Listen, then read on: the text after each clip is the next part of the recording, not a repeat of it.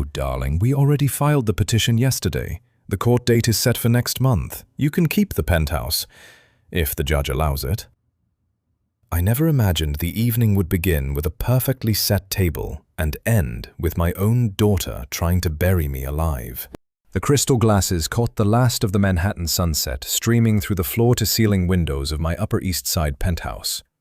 I had arranged the flowers myself, white peonies, just the way Vivian used to love them when she was small. The roast was resting under foil. The wine had been decanted for 20 minutes exactly. I told myself this dinner was a quiet celebration.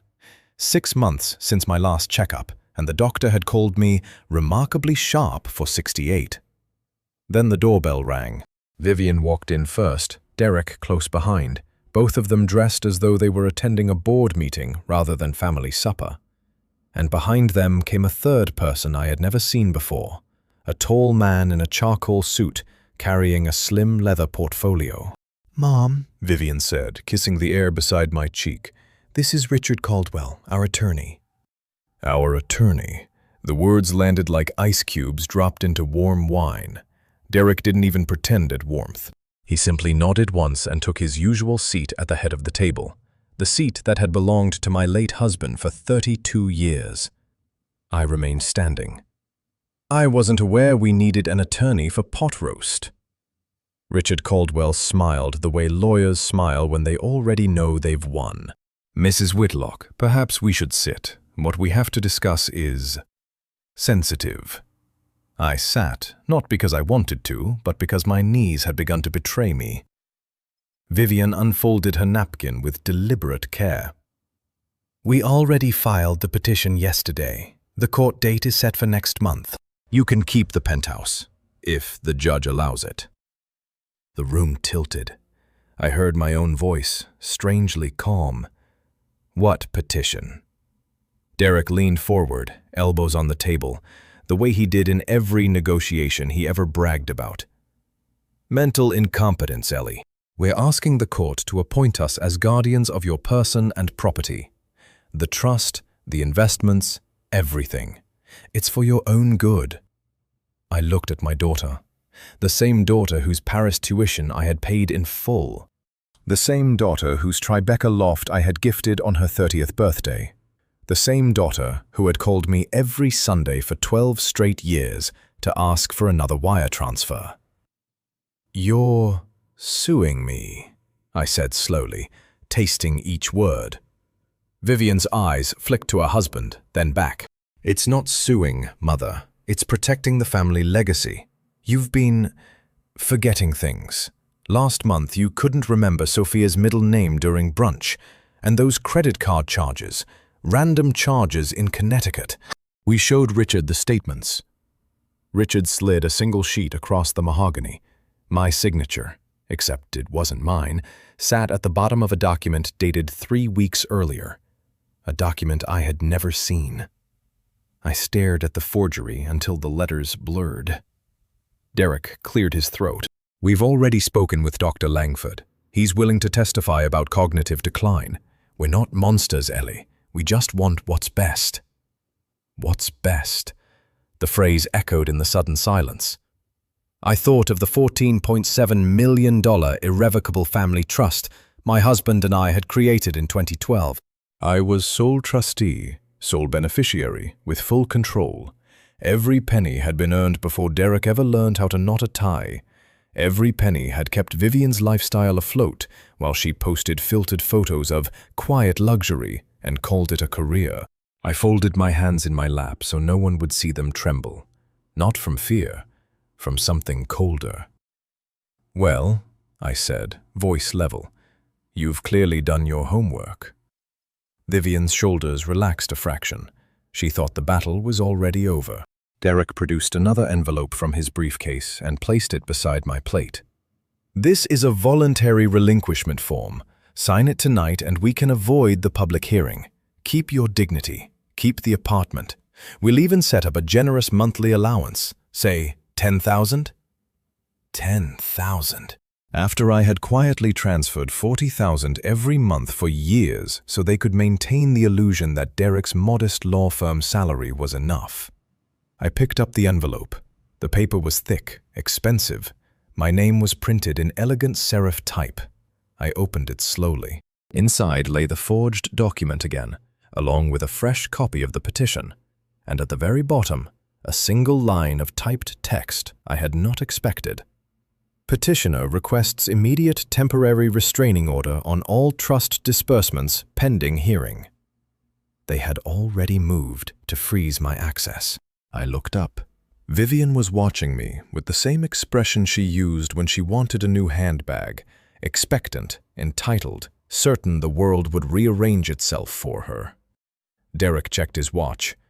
"We have a reservation at Le Bernardin in 40 minutes. Sign, Ellie. Let's not make this ugly." I set the papers down.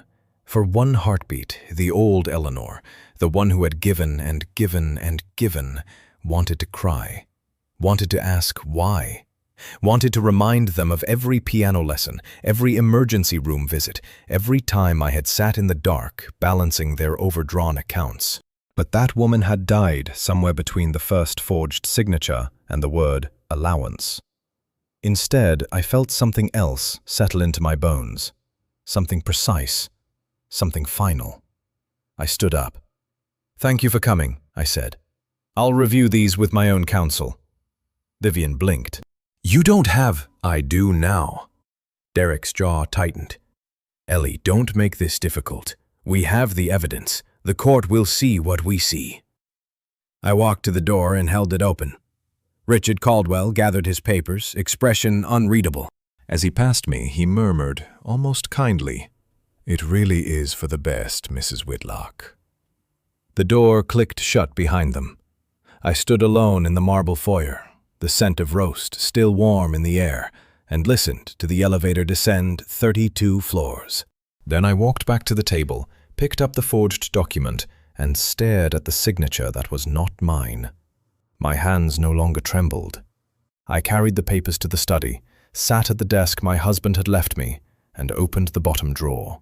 Inside lay a small black notebook I had kept for years. Every transfer, every receipt, every email where Vivian had written, "Mom, we're a little short this month," followed by screenshots of designer bags and five-star dinners. I turned to a fresh page. Date, time, names, exact words spoken tonight. $14,700,000. I wrote the number slowly, letting each zero burn itself into memory. Then I picked up the phone and dialed a number I had not used in 9 years. The voice that answered was older, raspier, but unmistakable. "Maggie Klein?" "Margaret," I said. "It's Eleanor Whitlock. My daughter just tried to have me declared incompetent so she could steal my trust. I need the meanest trust litigator in New York. I believe that's still you." A low chuckle traveled down the line.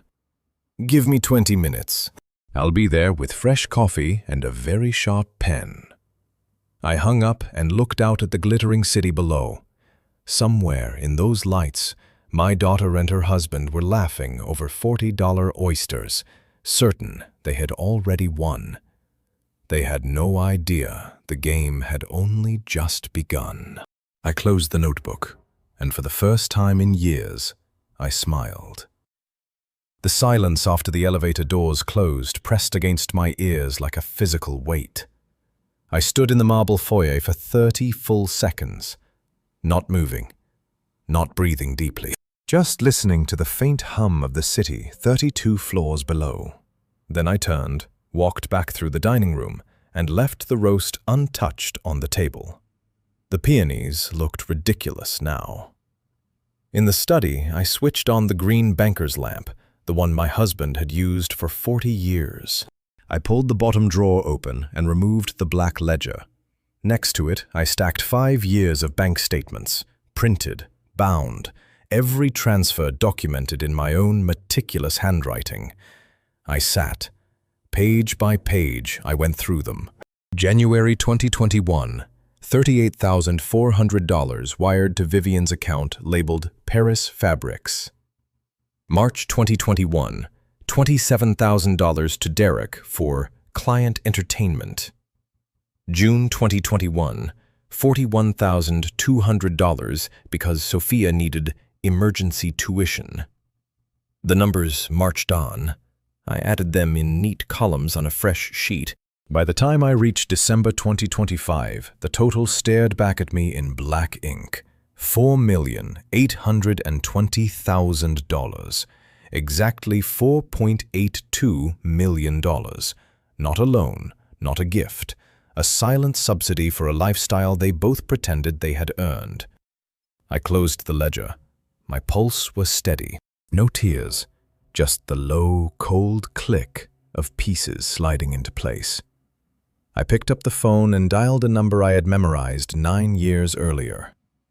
"Whitlock residence for Mr. Hargrove, please." The receptionist's voice was polite but final. "I'm sorry, Mrs. Whitlock. Mr. Hargrove has a conflict of interest on this matter. We cannot represent you." Conflict, of course. Derek had already poisoned that well. I set the receiver down without another word. Next, I opened my laptop, created a new encrypted email account, and typed a single line to the only person I still trusted. Sophia. "Darling, it's grandmother. Something has happened tonight. I'm all right, but I need to know you're safe. Reply only from your university library computer. Delete this after reading." I hit send. Then I did something I had never done before. I opened Instagram on my phone and searched for my daughter's handle. The most recent story was posted 11 minutes ago. A perfectly lit photo of the three of them outside the building. Vivian smiling wide, Derek's arm around her waist. Richard Caldwell slightly behind them, looking professional. Caption: "Finally taking control of the family legacy. Big changes coming. Grateful for the opportunity to protect what matters." I stared at the words until they blurred. Grateful. I set the phone face down. The doorman buzzed upstairs at 9:47 p.m. "Mrs. Whitlock, registered mail for you. Marked urgent from the Supreme Court of New York." I told him to send it up. When the envelope arrived, I carried it to the study and laid it on the desk under the lamp. Thick cream paper, official seal, my name typed in capital letters. I opened it slowly. Inside were 2 pages. The first was the formal notice of petition. The second was the court's order setting the preliminary hearing date, 18 days from today. 18 days until a judge would listen to my daughter argue that I could no longer manage my own life. I read the date 3 times. Then I reached for the ledger again and wrote it down. Hearing, April 22nd, 10 a.m., courtroom 14B. I underlined the number 18 twice. Somewhere in the city, my daughter was probably ordering dessert, laughing about how easy it had been. Derek was probably already calculating how much of the trust he could move into his own accounts before anyone noticed. And I sat here with $4.82 million of proof, a forged signature, and exactly 18 days to dismantle everything they thought they had already stolen. I closed the ledger. The lamp cast a long shadow across the desk. For the first time since they had walked out, I spoke aloud, voice low and perfectly calm. 18 days. Perfect. The rain started just after midnight and never let up. I sat at the desk until the sky turned gray, the ledger open, the court papers beside it like a loaded gun. At 7:15 a.m., the doorman buzzed. "Mrs. Whitlock, a Margaret Klein is here. Says you're expecting her." I told him to send her up. Maggie walked in carrying 2 large coffees and a battered leather briefcase that looked older than my daughter. 61 years old, steel gray hair cut sharp at the jaw, navy suit pressed like a blade. She took one look at my face and set the cups down. "Tell me everything they said. Don't skip the ugly parts." I did, every word. The forged signature, the $10,000 allowance, the hearing in 18 days. When I finished, she opened her briefcase and pulled out a yellow legal pad. "Good. They've overreached. That's how we bury them." We worked at the dining table I had cleared the night before. The roast was still there, cold and forgotten. Maggie didn't touch it. She wanted numbers first. I slid the ledger across. She flipped pages, eyes narrowing at each entry. 4.82 million, she said under her breath. In 5 years. Every cent documented, I replied, and every cent unauthorized by the trust terms. My husband and I set it up so only I could approve disbursements above 25,000. She made a note. We'll subpoena the bank records, but first we build your competence file. Video. Today. I raised an eyebrow. Maggie smiled for the first time. You drive that old Mercedes of yours to the bank, make a routine deposit, speak to the manager on camera about your investment portfolio. I'll follow in my car and film from outside. Then we do the same at the brokerage. You explain your asset allocation in your own words. Date-stamped, time-stamped, crystal clear. Judges love that. We left at 9:30. Rain had eased to a drizzle. I drove the silver Mercedes myself, hands steady on the wheel. At the bank, I greeted the manager by name, discussed rolling over a 2.3 million CD at 4.7%, and signed 3 routine forms while Maggie recorded discreetly from the sidewalk. Back in the penthouse, she reviewed the footage on her laptop. You sound sharper than most 50-year-olds I represent. Perfect. Next came the emails. I opened the archive I had kept since 2018. Maggie read aloud from one dated July 2022. Mom, Derek's bonus is delayed again. We're short $28,000 for the Hamptons rental. You know I hate asking, but Sophia's birthday is coming, and I want it perfect. Another one, March 2024. Mom, the interior project fell through. We need $41,000 to cover the mortgage. I'll pay you back when the influencer sponsorships hit. Promise. Maggie leaned back. These are gold. Begging, not demanding. Shows pattern of manipulation. My phone pinged at 11:40. Unknown number, but I knew the area code. Manhattan. I opened it. Derek's name appeared. Ellie, this is your last friendly warning. Cooperate with the petition, or we will make sure the court hears about your memory lapses in full detail. We can still be generous. Refuse, and you'll spend your final years in assisted living with supervised visits only. Think about it. Clock's ticking. I read it twice, then slid the phone to Maggie. She read it once. Her expression never changed. Forward that to me. We'll add it to the harassment file. He just handed us another weapon. At 2 o'clock, the private elevator chimed. Only one person had the code besides me. Sophia stepped out, backpack slung over one shoulder, eyes red. She was 19, but she looked 12 again when she saw me. Grandma, she whispered, and walked straight into my arms. I held her for a long moment. She smelled like rain and cheap dorm shampoo. They made me delete your last message, she said against my shoulder. Mom went through my phone. She said if I contact you again, she'll cut my tuition and my cards. She said you're losing it, that I have to choose sides. I stroked her hair once, then stepped back. You don't have to choose anything today. Sit. Maggie introduced herself quietly and excused herself to the study to give us privacy. Sophia's voice cracked. I told her I wouldn't testify against you. She screamed, said I was ungrateful, that everything they're doing is for the family. But I know it's for the money. I've heard them at night. Derek talking about the villa in the Hamptons he wants to buy once the trust is theirs. I poured her water. My hand was steady. Drink, then listen. I'm not losing anything except patience. Stay in school. Keep your head down. I will fix this. She wiped her eyes. I'm scared for you. Don't be. I'm not the one who should be scared. She left 20 minutes later, slipping out the service entrance the way she had come in. I watched the elevator lights descend. Maggie came back out. She's a good kid. They'll use her as leverage next. We returned to the laptop. Maggie had connected her own secure drive and was cross-referencing the bank statements I had printed. She scrolled, stopped, scrolled again. Her finger froze on a line. Eleanor. Her voice was quiet. Too quiet. I leaned in. She highlighted a transfer dated February 14th, 2025. Valentine's Day. How poetic.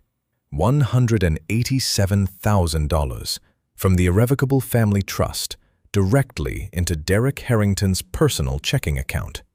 No memo, no authorization form attached, no signature from me. Maggie zoomed in on the routing numbers. This wasn't wired through the trust's normal channels. Someone inside the bank fast-tracked it, and there's no corresponding withdrawal request in your files. I stared at the number until it burned. 187,000, I said. Maggie closed the laptop slowly. This is felony-level breach of fiduciary duty.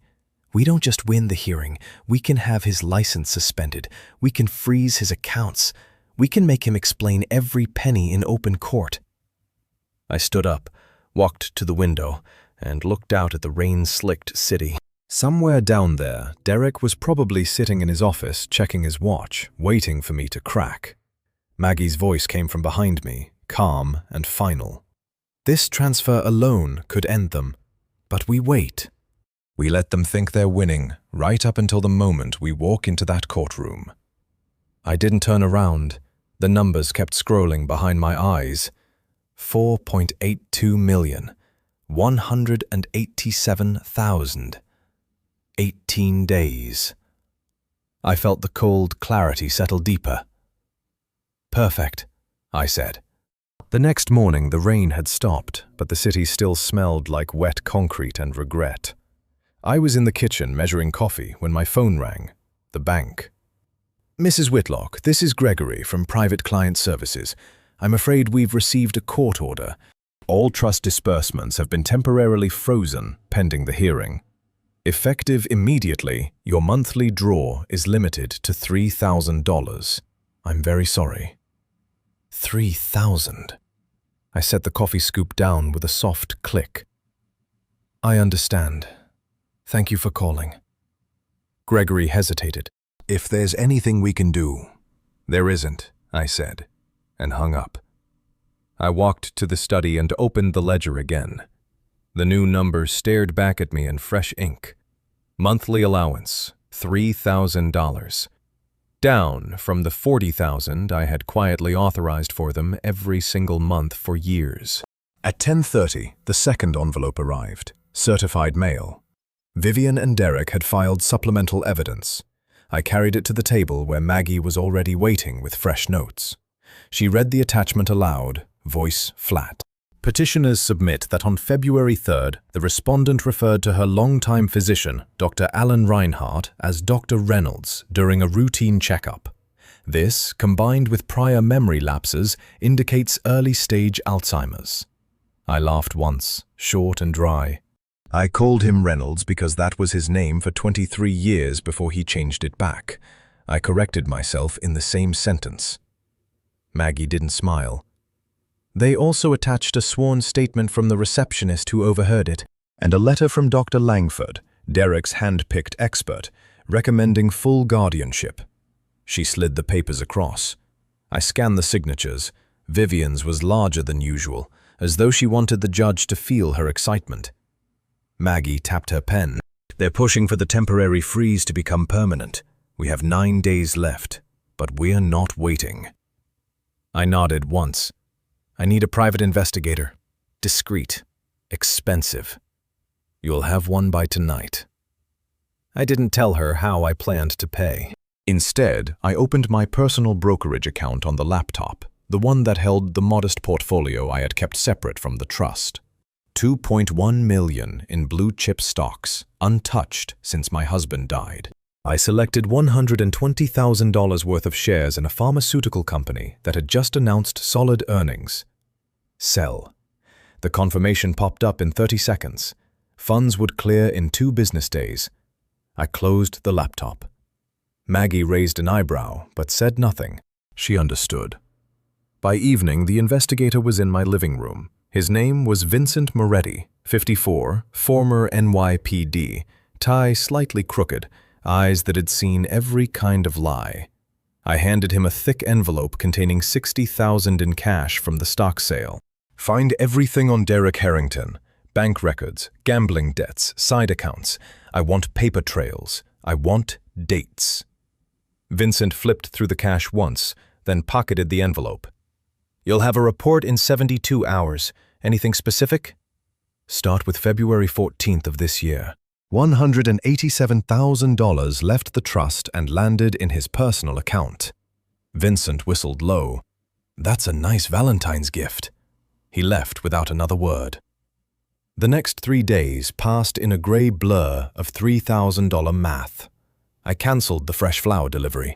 I turned the heat down 2 degrees. I ate the leftover roast cold because reheating it would have felt like surrender.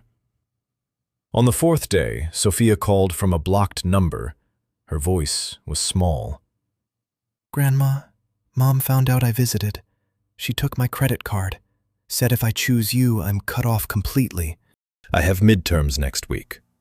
I kept my tone even. Stay in the dorm. Study. I'm handling it.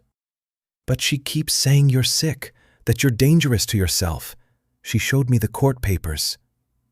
Sophia. I paused just long enough for the words to settle.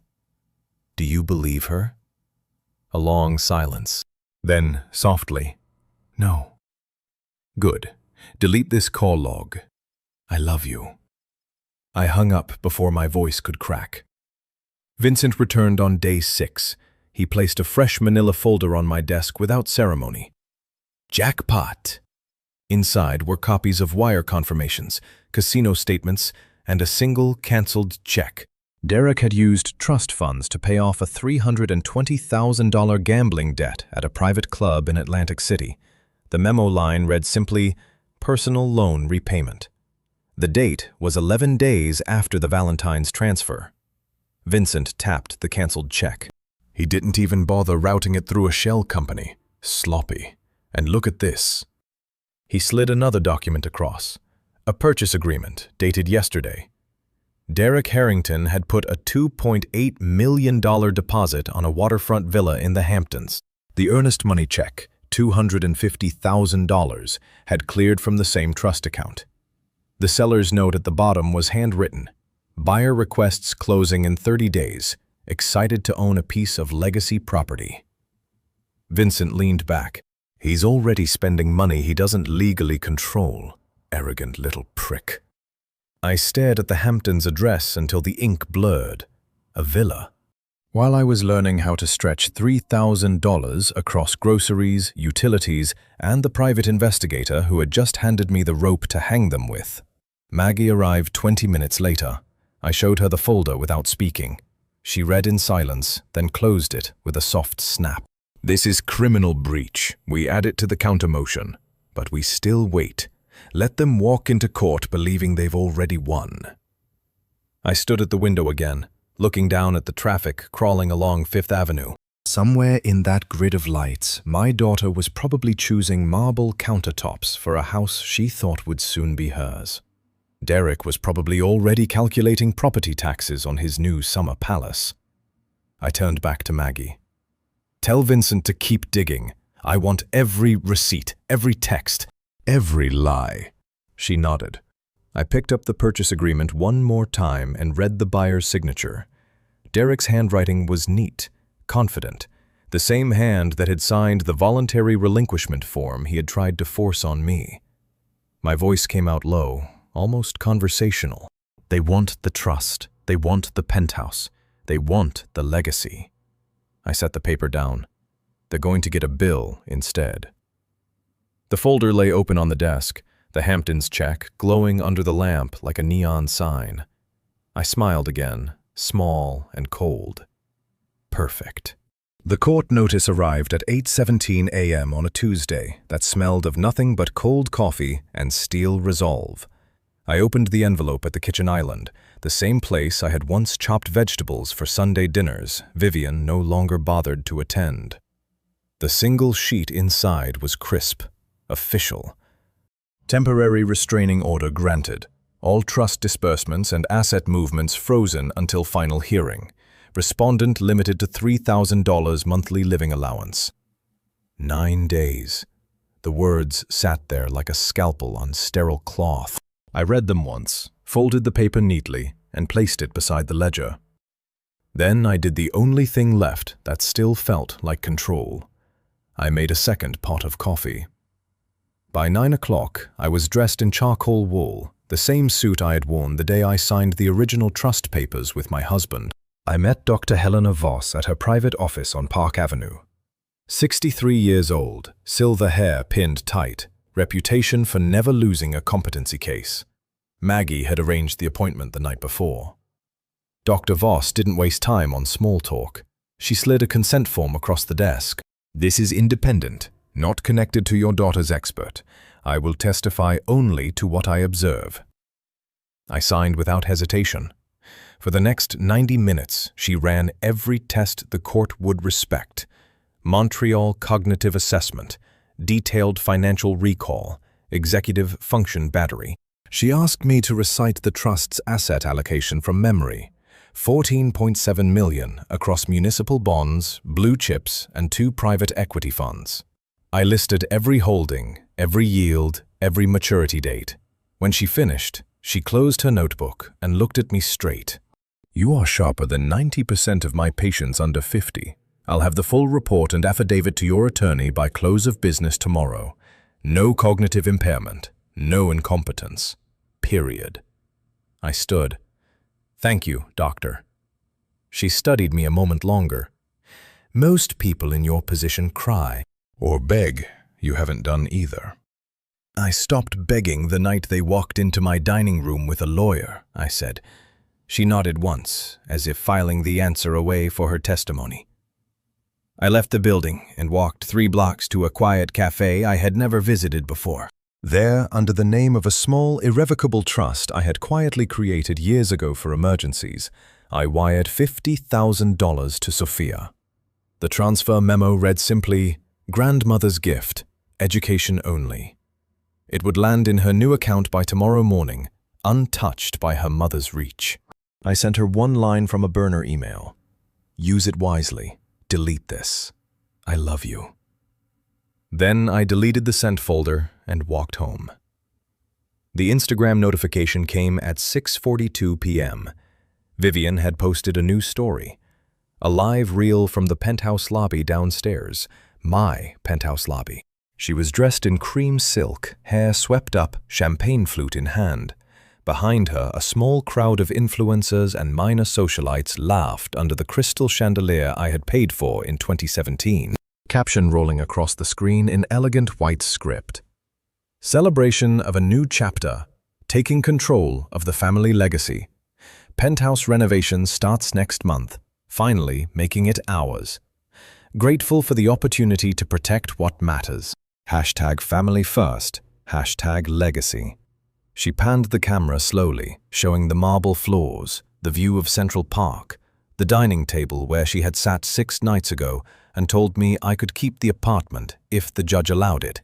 Derek stepped into frame, arm around her waist, smiling the same smile he had worn when he slid the voluntary relinquishment form across my plate. I watched the reel 3 times. Then I screenshotted it, time-stamped it, and emailed the file to Maggie with one line. "Exhibit A for the hearing." At 8:09 p.m., Sophia called from the dorm payphone. Her voice shook. "Grandma, Mom found the old messages. She took my main card and my tuition check. She said I'm cut off until I testify that you're confused." I told her no. She screamed for 20 minutes. "I'm down to $43 in my wallet, and I have midterms in 4 days." I kept my breathing even. "Open your new account tomorrow morning. 50,000 is there. Pay your tuition directly. Buy books. Keep the rest for emergencies. Do not tell her." Silence stretched across the line, then a small, broken sound. "You didn't have to." "I did," I said. "Now study. I will see you on the other side of this." I hung up before she could cry. The apartment felt larger after that, emptier. I walked through every room with the ledger in my hand, noting what could be sold if the freeze lasted longer than 9 days. The silver, the small Rothko, the wine collection my husband had curated. Each item had a quiet number beside it in my mind. By midnight, I sat at the desk again. The court notice still lay open. 9 days until the main hearing.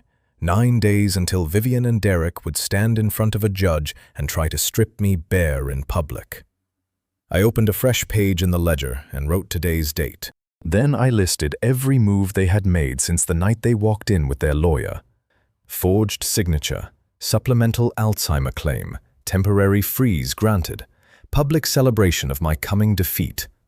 Underneath, I drew a single line and wrote in steady capital letters, "Counter motion, prepared." I closed the ledger and stared at the city lights beyond the glass. Somewhere out there, my daughter was probably already choosing paint swatches for her penthouse.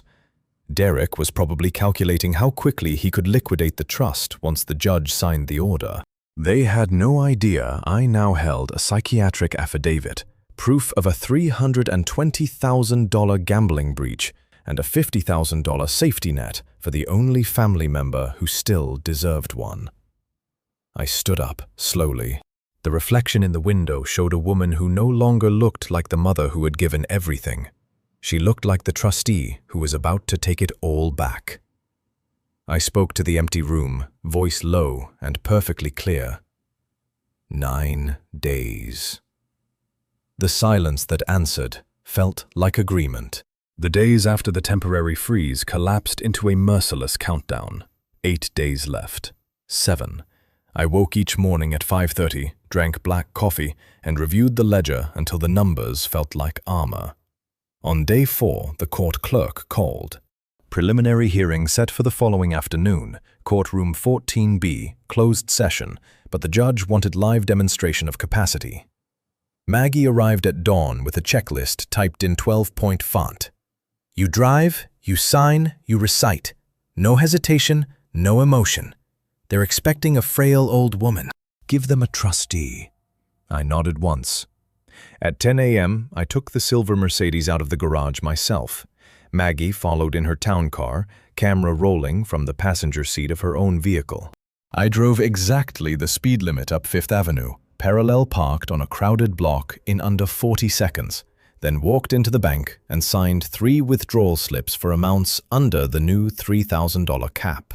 Each signature was identical to the one on the 2012 trust documents. The manager watched, stunned, as I explained the current yield on the municipal bond ladder, 4.8% laddered over 7 years, total face value $6.3 million. I recited the maturity dates from memory. Back in the car, Maggie reviewed the footage. Flawless. The judge will see this before they open their mouths. The preliminary hearing itself was scheduled for 2 p.m. I wore the same charcoal suit. Maggie and I arrived 15 minutes early. The corridor smelled of lemon polish and fear. Vivian and Derek were already there, seated on a wooden bench outside the courtroom. She wore a soft pink cashmere sweater I had bought her last Christmas. Derek's tie was silk, probably paid for with my money. Their attorney, Richard Caldwell, stood beside them, flipping through a thick binder. When I passed, Derek looked up and smiled, the small, private smirk of a man who believed the game was already over. "Ellie," he said, voice low enough that only I could hear. "Still driving? Impressive. Won't matter in 9 days." I didn't answer. I simply walked past and took my seat inside. The judge entered at 2 sharp. Honorable Maria Delgado, 62, known for cutting through theatrics. She read the petition aloud in a flat tone, then looked at me directly. "Mrs. Whitlock, the petitioners have requested a demonstration of current capacity." "Are you prepared?" "Yes, Your Honor." First test, financial recall. Their side presented the same old story, the name slip with Dr. Reinhardt. Richard Caldwell stood and asked me to name every asset class in the trust. I listed them in order: 42% equities, 31% fixed income, 18% alternatives, 9% cash. Current market value, 14.7 million. I recited the exact CUSIP numbers of the top 3 holdings. Caldwell's mouth tightened. Next, the signing test. A clerk brought forward a stack of blank forms identical to the ones I had signed for decades. I filled them out. Date, amount, beneficiary, signature, without pausing. The judge compared them to the originals from the trust file. She nodded once. Mrs. Whitlock, you may step down. Then it was their turn.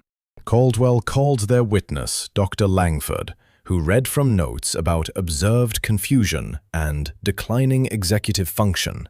He mentioned the Instagram story as evidence of family concern. Derek sat with that same smirk, arms crossed, as if the verdict were already framed on his New Hamptons wall. Maggie leaned toward me and whispered, so quietly only I could hear, "They overplayed their hand. Watch." When the judge asked for our response, Maggie stood. She did not raise her voice. She simply placed the psychiatric affidavit from Dr. Voss on the bench, followed by the bank video time-stamped that morning, followed by the driving footage. "Your Honor, the respondent drove herself here. She signed documents under observation." She recalled portfolio details that most investment bankers cannot recite. The petitioner's evidence is anecdotal and, frankly, manufactured. Delgado scanned the pages. Her expression did not change, but her pen stopped moving. "We will rule on the temporary order at the close of the main hearing," she said. "For now, the freeze remains, but the demonstration is noted." Court adjourned at 3:40. In the hallway, Derek's smirk had thinned. Vivian touched his arm, eyes flicking to me for the first time with something close to uncertainty. I walked past them without a word. Back at the penthouse, Maggie spread fresh documents across the dining table. Countermotion, subpoena requests, demand for accounting of every trust disbursement since 2021. She slid a stack toward me. "Sign here, and here. These trigger the breach investigation." Once the main hearing starts tomorrow, Derek will have to explain that $320,000 gambling wire and the Hamptons deposit in open court. I signed each page with the same steady hand I had used at the bank. The ink dried quickly. Maggie gathered the papers into her briefcase. "Tomorrow is the main event.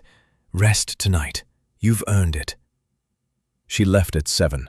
I ate a simple dinner, oatmeal and tea, then sat at the desk with the ledger open one last time. I added today's date and the exact words Derek had whispered in the hallway. "Still driving? Impressive. Won't matter in 9 days." I closed the book. At 9:47, my phone lit up with a new message. Unknown number, but the area code was Vivian's. I opened it. The text was short, perfectly typed, the way she wrote when she wanted to sound reasonable and ruthless at the same time. "Sign the papers tonight, or we'll make sure you end up in assisted living. No visitors, no control. Your choice, Mother. Clock's ticking." I read it twice. Then I set the phone down beside the ledger and stared at the city lights 32 floors below. Somewhere out there, my daughter was waiting for a reply that would never come. I spoke to the empty room, voice low and final. "Tomorrow." The courtroom smelled of old wood and fresh nerves. Courtroom 14B, 10 a.m. sharp. I walked in alone, Maggie one step behind me, carrying the final briefcase. No cane, no tremor, just the charcoal suit and the quiet click of my heels on the marble floor. Vivian and Derek sat at the petitioner's table already. She wore the same pink cashmere from the hallway, now paired with pearls I had given her on her 40th birthday. Derek's suit was new, navy, expensive.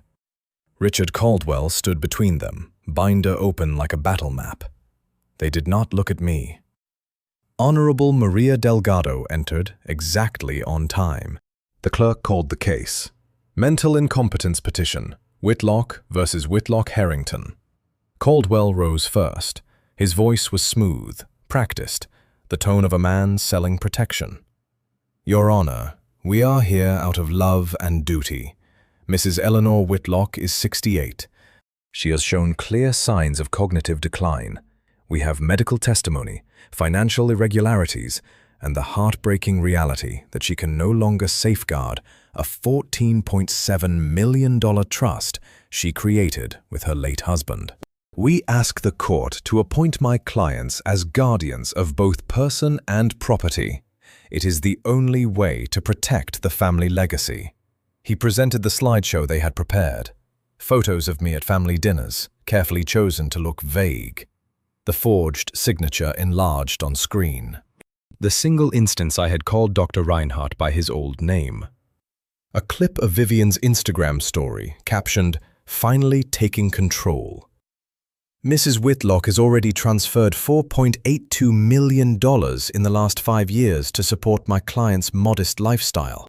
Now that support must be managed responsibly. We propose a structured allowance and professional oversight. Caldwell sat. Vivian dabbed her eyes with a tissue she did not need. Derek placed a hand on her shoulder, the picture of devoted son-in-law. The judge looked at me. "Mrs. Whitlock, your response?" Maggie stood. She did not raise her voice. She simply opened the briefcase and placed the first stack on the bench. "Your Honor, the respondent is not declining. She is being systematically robbed." She slid the bank statements across. 5 years bound, every line highlighted. $4,820,000. Not gifts, not loans. Unauthorized disbursements from an irrevocable trust where only Mrs. Whitlock holds signing authority. Every transfer was requested by the petitioners in writing. Every one was approved under emotional pressure. This is not support. This is extraction. Caldwell objected. The judge overruled with a single glance. Maggie continued. Furthermore, on February 14th of this year, $187,000 left the trust and landed in Derek Harrington's personal checking account. No memo, no authorization, no record in Mrs. Whitlock's files. She laid the wire confirmation down. The routing numbers glowed under the courtroom lights. Derek's face lost its color. Vivian's hand froze midair. Maggie did not pause. And on March 19th, $250,000 cleared the same trust for a deposit on a $2.8 million waterfront villa in the Hamptons. The buyer is listed as Derek Harrington. The closing is scheduled for next month. Funds that do not belong to him. She placed the purchase agreement beside the wire. The courtroom was silent enough to hear the clerk's pen scratch. But Maggie was not finished. She pressed play on her laptop. The audio filled the room, crisp and unmistakable. Derek's voice, recorded 2 weeks earlier at a private club, caught by the investigator's hidden device. "Once we control the trust, Ellie won't even know what hit her. We'll move the assets, sell the penthouse shares, and finally live the way we deserve. She's old. She won't remember half of it anyway." A low chuckle followed. Then Vivian's voice, lighter, excited. "Just make sure the judge buys the Alzheimer's story. After that, it's ours." Maggie stopped the recording. The judge stared at the petitioner's table. Vivian's mouth opened, then closed. Derek's smirk was gone. His hands gripped the edge of the table until the knuckles turned white. Delgado leaned forward. Her voice was quiet, but every word carried. "Mr. Harrington, would you like to explain to the court how $320,000 in gambling debts were paid directly from the trust account 11 days after the February transfer?" Derek opened his mouth. No sound came out. The judge raised a hand. "This hearing is temporarily adjourned for 30 minutes. Mr. Harrington will remain in the building. I expect a full accounting of every dollar when we resume. Bailiff, ensure he does not leave." The gavel struck once. I sat perfectly still. Maggie leaned down and whispered, so softly only I could hear. "They just handed us the keys to the vault." I did not smile. Not yet. I simply watched as the bailiff escorted Derek to a side room. Vivian followed, heels clicking too fast, face pale beneath the carefully applied blush. The courtroom emptied. I remained in my chair, hands folded in my lap, the ledger's numbers still scrolling behind my eyes. 4.82 million. 187,000. 250,000 for the villa. 320,000 in gambling debts. Somewhere in that 30-minute recess, my daughter and her husband were learning what it felt like to stand on the wrong side of the glass. The judge had demanded answers, and I already knew every one of them. The 30-minute recess felt like 30 seconds. When the bailiff called us back, Derek's face had gone the color of old paper. Vivian clutched her purse so tightly the knuckles showed white. Richard Caldwell kept adjusting his tie as if the knot had suddenly tightened around his throat. Honorable Maria Delgado took the bench without ceremony. "Mr. Harrington, I asked for an accounting. I am still waiting." Derek opened his mouth. Nothing came out. Caldwell stepped in, voice now strained. "Your Honor, in light of these developments, my clients wish to propose an immediate settlement outside the courtroom, a generous one. They are prepared to return all disputed funds, plus an additional $2 million in cash to Mrs. Whitlock, in exchange for dismissal of the petition and a mutual release." The judge raised an eyebrow. "Mrs. Whitlock?" I stood slowly. The courtroom was dead quiet. "No," I said. One word. 5 letters. Vivian's head snapped up. "Mother!" I looked at her for the first time since the hearing began. "You had your chance to speak the night you walked into my dining room with a lawyer and a forged signature. You chose this room instead." Caldwell tried again. "Mrs. Whitlock, $2 million plus full restoration of the trust." Maggie rose beside me, calm as stone. "Your Honor, the respondent declines any settlement.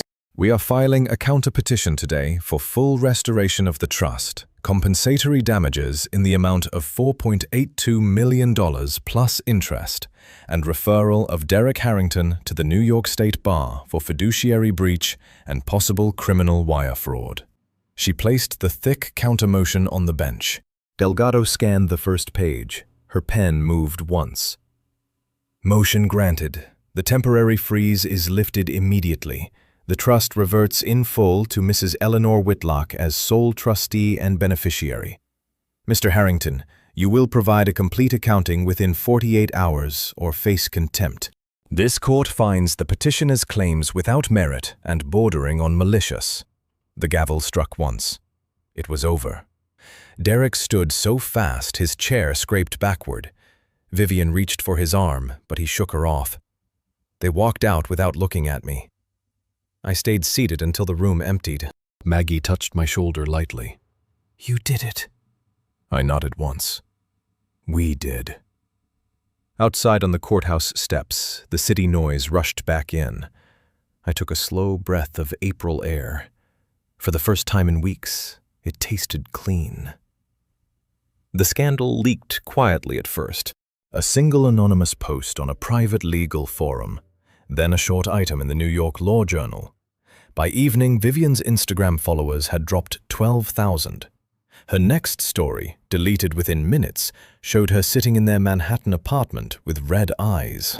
The caption she never posted read, "Everything is fine." Derek's law firm called him at 6:15. I know because Maggie's investigator heard the voicemail. "Effective immediately, your employment is terminated pending investigation." He was gone by morning. I did not celebrate. I simply went home, opened the ledger one final time, and wrote the date. Trust restored, $14,700,000. Then I closed the book and never opened it again. 2 weeks later, I sat in the penthouse for the last time. The movers had already taken the smaller pieces. I walked through the empty rooms and stopped at the dining table. The peonies were long gone. Sophia met me there, 19 years old and steadier than I had ever seen her. I handed her a single document. A new irrevocable trust. The penthouse is yours. Fully. No strings. You finish NYU. You live here. You decide what comes next. She read the first line, then looked up with wet eyes. Grandma, I can't. You can, I said, and you will. I hugged her once, tightly, then stepped back. Your mother and Derek will never set foot here again. I have a restraining order in place. They know the terms. Sophia nodded. I haven't spoken to them since the hearing. Mom keeps calling. I don't answer. Good. I left the keys on the marble counter and walked out without looking back. The house in Connecticut is smaller. White clapboard, 2 acres of garden, a quiet pond at the back. I bought it with cash from my personal portfolio. No trust money, no strings. I arrived on a Tuesday. The movers unloaded the last box at 4:30. I sent them away, poured a cup of tea, and carried it to the back porch. The garden was just waking up, daffodils pushing through the soil, the maple trees still bare but promising green. I sat in the wicker chair and watched the light change. No ledger, no court dates, no more $3,000 budgets. Just the steam rising from the cup and the low call of a cardinal somewhere in the hedge. I took a slow sip. Somewhere in Queens, my daughter and her husband were living in a rented 2-bedroom apartment. Derek was sending out resumes, no one answered. Vivian had lost another 30,000 followers after a quiet news item mentioned family trust litigation. They had offered me $2 million to make it all go away. I had said no. I set the cup down on the wide arm of the chair. Money can buy a lot of things. I looked out at the garden, at the life I had finally chosen for myself. But it can never buy back the respect they threw away. 6 months had passed since the gavel fell in courtroom 14B. The Connecticut house sat quiet under a late September sun, white clapboard glowing against the turning maples. I had settled into the rhythm of small things. Morning tea on the back porch, afternoon walks along the pond, evenings with a single lamp and a book I actually wanted to read. No more ledgers, no more court dates. The trust was mine again, untouched, its $14.7 million exactly where it belonged. I no longer checked bank statements at dawn. I no longer measured every dollar. I simply lived. The wicker chair creaked as I sat down with a fresh cup of Darjeeling. Steam rose in lazy curls. A cardinal called from the hedge, the same one that had greeted me the first morning I arrived. I took a slow sip and let the warmth settle. The gravel driveway crunched at 11:15. Sophia's car, silver, practical, paid for with her own part-time job, pulled up beside the garden gate. She stepped out in jeans and a simple sweater, hair loose, carrying a paper bag from the local bakery. 19 going on 30, steady-eyed and sure-footed. She was the legal heir now. The new trust document I had signed 6 weeks ago made it official. The penthouse on the Upper East Side belonged to her outright. No conditions, no strings. She walked straight to the porch and set the bag down. Blueberry scones, still warm. I remembered you like them with extra lemon zest. I smiled, small and real. You remembered. We sat together. She poured herself tea without asking, the way people do when they finally feel at home. For a long minute, neither of us spoke. The garden did the talking. Bees in the late asters, leaves drifting down in slow spirals. I finished the renovations last month, she said quietly. The penthouse looks different now, lighter. I turned your old study into a reading room, kept the desk. It felt right. I nodded. Good. She hesitated, then added, Mom tried to visit last week. She showed up at the lobby with flowers. Security turned her away. The restraining order works. I set my cup down. And Derek? Sophia's voice stayed even. They're in a 1-bedroom rental in Queens, 2nd floor, no elevator. Derek's been sending out resumes for 3 months. No one in Manhattan will touch him after the bar complaint. He's driving for rideshare now. Mom lost another 40,000 followers. Her last post was a vague life update with a filtered photo of takeout on a folding table. She called me again yesterday. I didn't pick up. I looked out at the pond. Ripples moved across the surface, slow and steady. They offered me the $2 million again, Sophia continued. Through a lawyer this time, said it was for family reconciliation. I told the lawyer the same thing you told the judge. No. I reached over and touched her hand once. You did the right thing. She exhaled, a small sound of relief. I know. It just still feels strange sometimes. Like the version of them I grew up with never existed. They existed, I said. They just never existed for me, only for what I could give them. We sat in silence after that. The cardinal called again. Sophia finished her scone, brushed crumbs from her lap, and stood. I have a late class, but I'll be back next weekend. I want to help plant the tulip bulbs you ordered. I walked her to the car. At the door, she turned and hugged me tightly, the way she had when she was small. Thank you, she whispered, for everything, for choosing me instead of them. I held her a moment longer. I didn't choose you instead. I chose what was left after they chose themselves. She drove away. The gravel settled. I returned to the porch and picked up the cup again. It had gone lukewarm, but I drank it anyway. Later that afternoon, the mail came. A single envelope from a private investigator I had quietly kept on retainer. Inside were 2 photos and a short note. Vivian and Derek leaving their Queens building, grocery bags in hand. Derek's shoulders hunched under a cheap jacket. Vivian's hair pulled back in a plain ponytail. No makeup, no filter.